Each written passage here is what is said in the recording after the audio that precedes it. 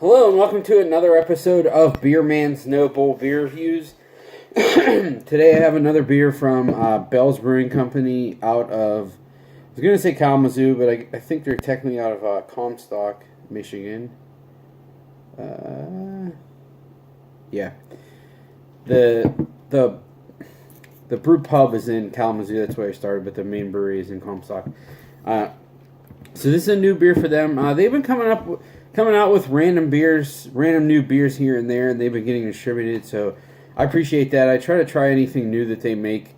I know a lot of people don't really care about them anymore because they are so big, but they still make some quality beers, especially in the stout realm. So, but this one is it's a double IPA. It's called Lampshade Party.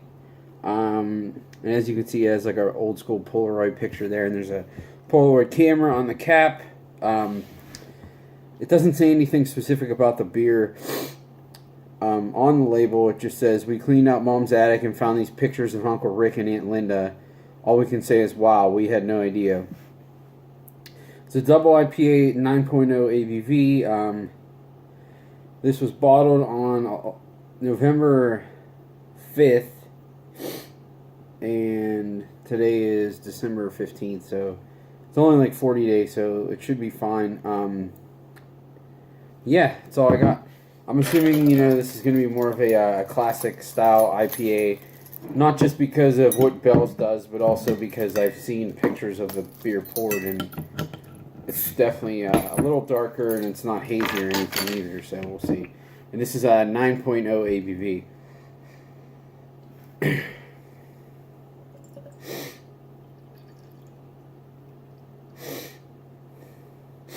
So I'm definitely not opposed to old school IPAs. I mean, I love like Fathead stuff, and they're more traditional West Coast. So, but yeah, I mean, as you can see right through it. That's rare sometimes with IPAs.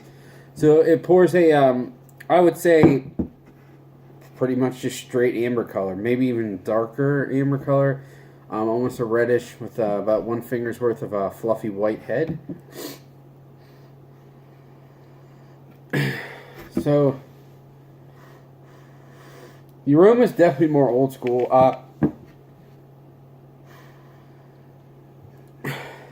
It's kind of cascadey.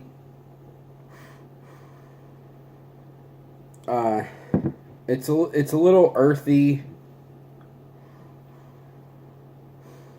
and citrusy. A little bit of a pine character, and then a little bit of like caramel malt in there as well.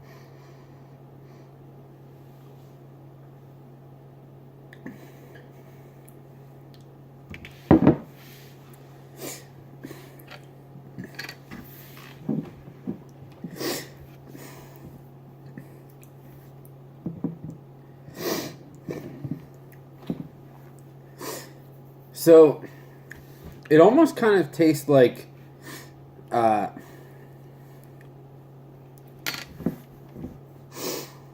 trying to think. It almost kind of tastes like this might have been like a lot better like 2 weeks ago.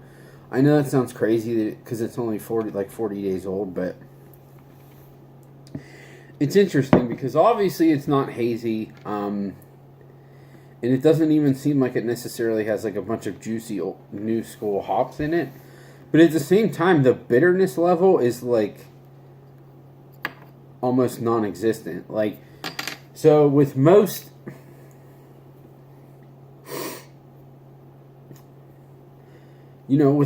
like not so good or older IPAs that fall off, like you get a maltiness. But unless it's really, really old, the bitterness is still there, so it's like a weird caramel character and then like bitter.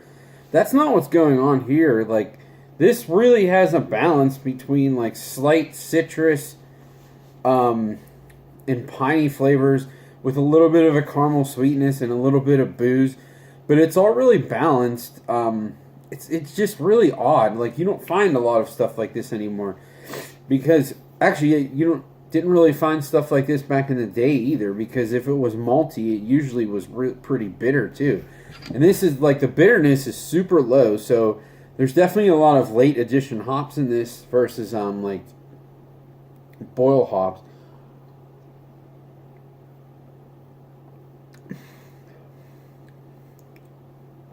And it really does have a nice fresh lupulin taste.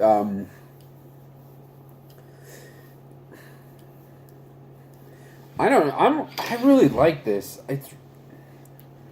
I also have the feeling that this is going to fall off very, very quickly. So if you see this video soon, I would recommend going and buying it, but only if you want, something of a old school style that's still really good. I mean, it's not going to be like anything new that's made right now, but I actually think it's really clean, really easy to drink. Excuse me. Like no lingering bitterness at all, but it's really balanced. And there's no there's like no sign of alcohol at all either, which is, I mean, I know it's not as strong as Hop Slam. Hop Slam's what, like 10.5 or 10.5 or 11, I can't remember. Excuse me. I think it's somewhere between 10 and 11. So I mean, this is slightly smaller than that, but it definitely doesn't hit you in the chest as much as Hop Slam does.